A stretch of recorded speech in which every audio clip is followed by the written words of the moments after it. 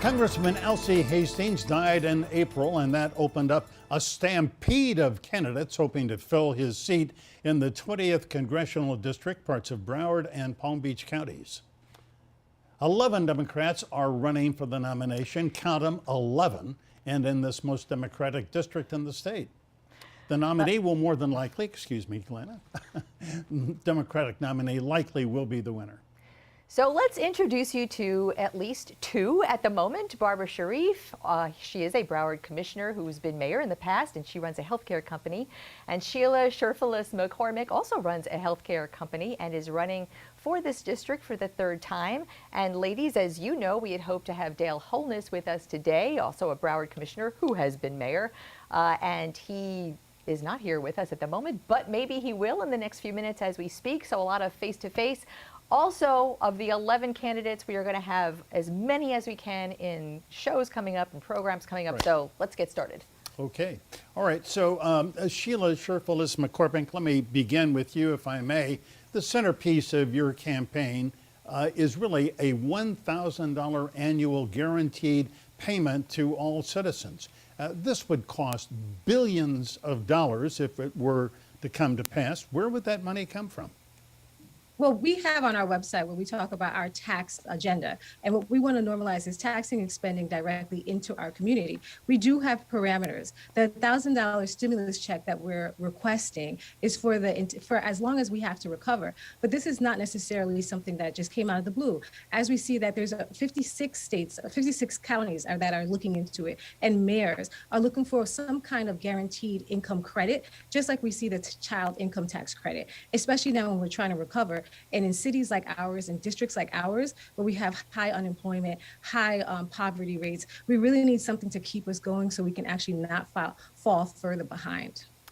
Barbara Sharief, what do you think about that idea? So I've said in the past that any semblance of this is just a Band-Aid for a greater problem, and that I think it's a gimmick. We know that we're not going to be able to pass that in Congress. We can't even pass what we really need with this, which is a $15 an hour livable wage, which is what I'm supporting. I want to go and join the Democrats and get that across the line, because when people make enough money to live, they can afford housing and they can achieve the American dream, which is home ownership. Yeah. Commissioner Sharief, you, like in fact Ms. Cherfilus-McCormick, are in the healthcare business. You've both been very successful. The bill before Congress that is a big controversy, Build Back Better bill, maybe $3.5 trillion or less, it includes a lot of money to improve healthcare, make it available to seniors, dental, vision care. Commissioner Sharief, if you're in Congress, you would vote to pass that bill, would you not? As a doctor of nursing practice for 28 years in the healthcare profession, we obviously need to pass a bill that supports healthcare and infrastructure. And sitting on the 16 County Coalition for Water Resources, as well as the Metropolitan Planning Organization, it goes right in line with the Build Back Better plan and increasing jobs in Broward and Palm Beach counties. So yes, I would support that bill. But I would make one distinction between myself and Ms. McCormick, and that is what is that? What is the distinction? I hold a license to practice in healthcare, so I'm not just a business owner, but I'm also a healthcare practitioner. Sheila, and I hope it's okay if we're on first name basis here. It just makes things easier. Sheila, the follow up to Michael's question.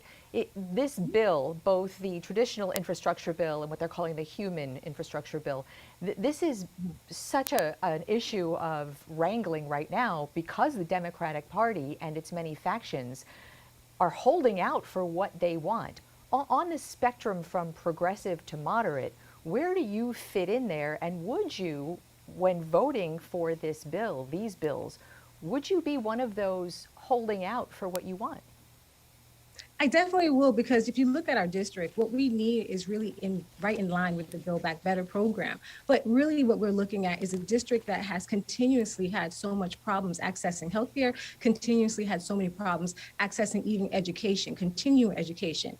And this bill is dire for our district. Now, my background is in law, and I've been working and going to Congress for the last 10 years, advocating, helping write bills, and even amendments to make sure we're included. So it's imperative that we have someone who can go to Congress and really understands how to write that law and match it to our district. And So just to be clear, so you would hold out and possibly hold up the entire bill to make sure your component was in?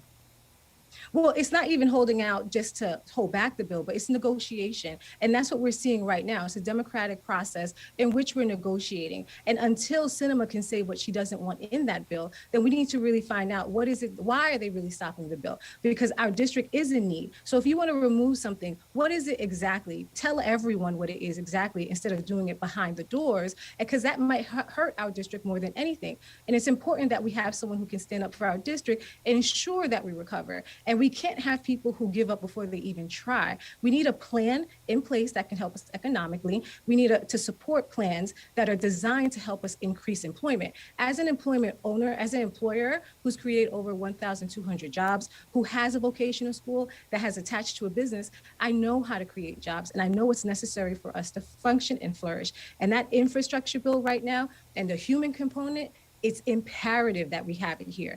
That's how we recover. If not, our district will fall back. Yeah, Barbara, let me give you an opportunity. You, as an employer, I guess your company is what, 25 or so years old. I mean, you're a job creator as well in your Absolutely. career. Absolutely. And one of the things that I think that we lose sight of when this becomes political is the people who need the care, you see, and the help. I'm not holding back anything. I'm going to get in there and get to work and try to push through that $15 an hour living wage. I'm going to push that Biden Build Back Better plan. I'm going to continue to push for funding for CARES Act recovery. And I'm going to make sure that Congressional District 20 recovers, because with people not having a living wage, it's unfathomable to keep on pushing against this. I want to stay with healthcare just before we go to a break, so we have a little bit of time for one last question on healthcare. Sheila, in the Yes. District 20s, roughly 800,000 residents in District 20, mostly Broward and into Palm Beach. About 1 in 5 do not have health insurance, despite the Affordable Care Act exchanges that the Democrats fought so hard for. Why is that, and what to do about it? Well, the biggest issue that we have in Congress is not just asking for Medicare for all, but we need someone who actually understands how do you actually give Medicare for everyone and how do you bring it to the forefront. For the last 5 years, I've been proposing that we open up a telemedicine portal in which we can have more people having access to healthcare, even on the digital side, especially when we were confronted with COVID. In addition to that, we need to increase a portion where we have preventative medicine. Every time we even talked about healthcare in Congress, when I was invited to go as a healthcare professional, it's always been about the budget, how much it costs. But if we're shifting a whole bunch of sick people onto health insurance, Medicare, what we see is it is going to be inflated. But we have proven results, and we know that the biggest waiters on our healthcare system, or what weigh the most, are diabetes, congestive heart failure. These things are preventable in some cases, and we even found that some parts of diabetes are reversible. So if we shift our attention and have more of an integrated process in which now you have access to healthcare through telemedicine and you're being treated, then we won't have so many sick people on there. But that's another portion that is so important for our district. Yeah. In addition to that, we've seen economic barriers. Sheila, if I may, let me jump in here. A corollary, really, I haven't heard an answer to Glenna's question.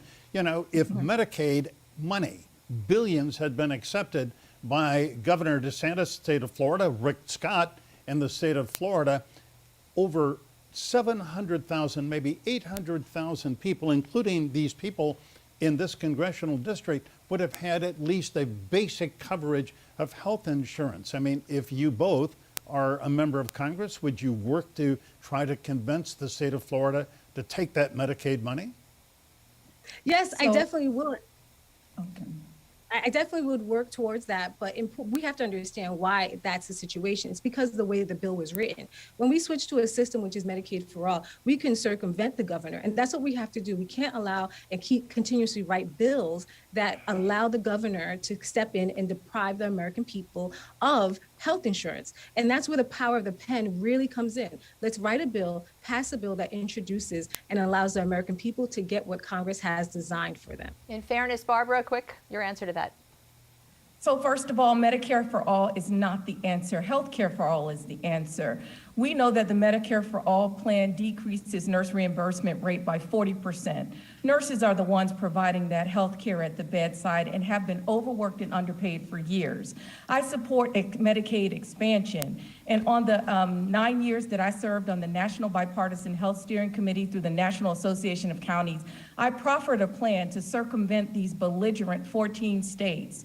And that is for us to create a federally run Medicaid 2 program so that we can cover these people and not have those billions of dollars sitting there and have people having lack of access to care. And lastly, how are you going to promote online telehealth visits when we know that in the income challenged areas where we're lacking access, they don't have internet connections? That's why you have Boost and T-Mobile and all these carriers trying to provide internet connection in these areas. So I think that that's just lack of understanding of healthcare and where we need to be focused. All right, point made, point taken. Ladies, like to if you answer will that. hold on just a minute, I beg your pardon. We're out of time for this segment, and we are going to add Dale Holness, a candidate, into the conversation when we come back.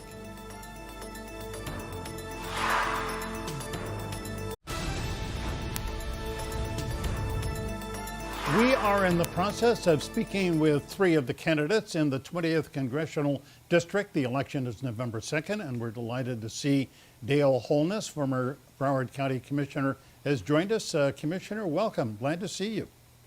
Good to be here with you also. All right. Let me begin with a question. I'd like to hear all of your answer, but Commissioner Holness, let me begin with you.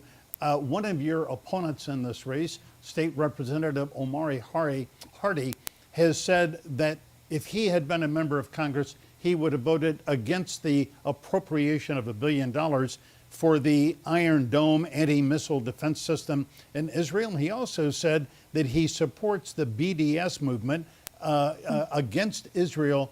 Commissioner Holness, where do you stand on BDS? Well, certainly, I don't see that as being viable. Israel is our number one friend and ally in that region. We benefit tremendously from the relationships that we've built in security, in finances. We have a lot of investors that invest here in America from Israel. So I don't believe that it would be smart for us to go that way. And we've voted against that and in support of ensuring we continue building the relationship with Israel in Broward County. Certainly, what needs to be done is Hamas needs to be at the table. It's really crazy that they're still lobbing rockets when other Arab Muslim countries are actually building relationship and formalizing relationship with Israel. It's a better approach for us to find a way to get to the table to create peace and prosperity for the people of Israel and for the Palestinians. Sending rockets across the border is not gonna create prosperity for the people of Palestine, and Hamas need to know that. On the subject of BDS and funding for military boost funding for Israel, Barbara, and then Sheila. Yeah, so first of all, I went to Israel with the APEC for the African American Leaders Tour. And what we understand and what we know is that Israel is the only thing that stabilizes the Middle East, and we must fund the Iron Dome. Secondly, BDS is an idiotic idea. Hitler tried that in 1933 and it didn't work. It's not going to work. And the only solution is a 2-state solution. And that means that Palestine, Israel, they're going to have to come together. They're going to have clearly definable borders. There's going to be some land swapping that's involved, and it's going to be a compromise. We cannot interject into this hundreds of hundreds of year-old conflict and say that we're going to just promote peace by not funding the Iron Dome, we're going to leave ourselves open for terrorist attack, just like Israel has terrorist attacks coming from both sides, all sides of its borders. Yeah. We, as Americans, have to support that. And Sheila, weigh in, please, on BDS and supporting funding of the Iron Dome. I definitely do support the funding of the Iron Dome. Since Israel is one of our biggest allies, we have to make sure we build those relationships. In addition to that, for the last 10 years, we've been strong supporters of Christian United for Israel in ensuring that we're building coalitions to support Israel. But I did want to mention one thing before I was cut off the last time. Sorry for that. But when we talk about the importance, there's been a lot of money put in for telemedicines. That money is there. So it's not unbelievable that we can have the money for the community. But what it really displays is how Barbara doesn't understand what's going on in Congress and the money that has been set aside.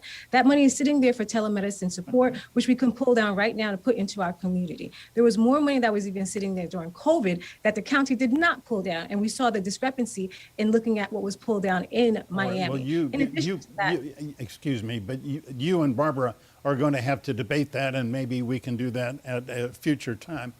Sheila, before we run out of time here, a little housekeeping. When you qualified to run, you signed a federal paper, a qualifying paper, and it was notarized in Maryland. And your former husband lives in a suburb of Washington, lives in Maryland, in a house with his stepson. Where is your residence? If your husband lives in Maryland and your stepson lives in Maryland, you know, in a house that is owned by your parents, where is your home?